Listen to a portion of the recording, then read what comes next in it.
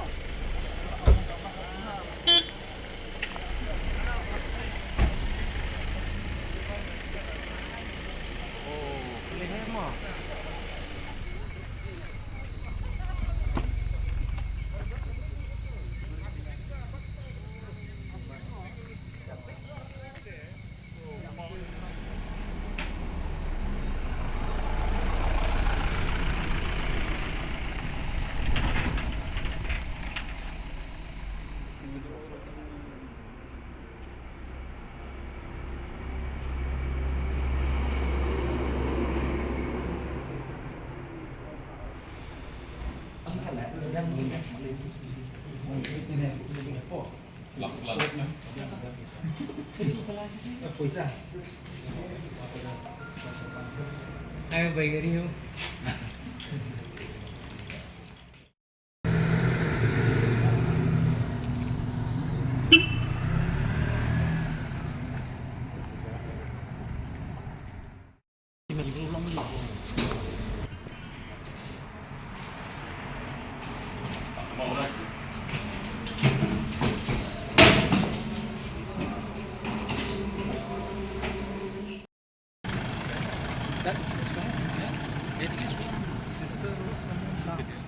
We have ensured that no construction will be allowed, and hence even though environmentally the laws are allowing it, the tourism department has taken a firm stand and put it in the agreement that no construction will be allowed in that particular island. Lakot yang kesenang nangi kuayo snow bahan yang kesenang, dan lakot kelayat dikila pen snow hina senang ki mat jongki ki if they keep apprehensions jongki ruki don hi convey bet yaki ke stan jong ke tourism department menginam don ke construction te kumalong menta kani ka project kum kilai perkhat kum kilai plan kade ki ka ban penmi yaki kam ki jam jong ki breu jong hi ki bon bha ki jing bha ki bala ban wan kane kawai ka project bagi don mentang ne pb ru kayat bet ka tulun bet ka kam ki bon ki local pila ban pet yang to kan ungut ki bay yo kam to bon ki local hi.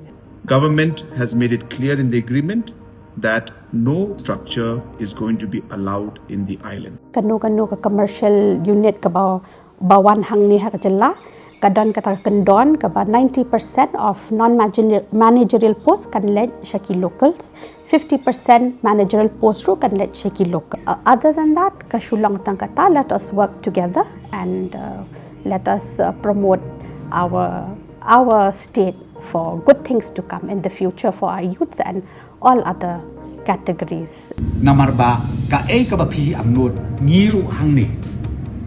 Shuaban take up yung project. Day ban thu bakla. Habang warra yaki investment. Habang warra yaki bakum kini project. Net yang nga opi kabakaduk di mantoy. Kan long yang ki kon samla. So I hope with this small clarification that the concerns of the citizens will be addressed. Thank you very much.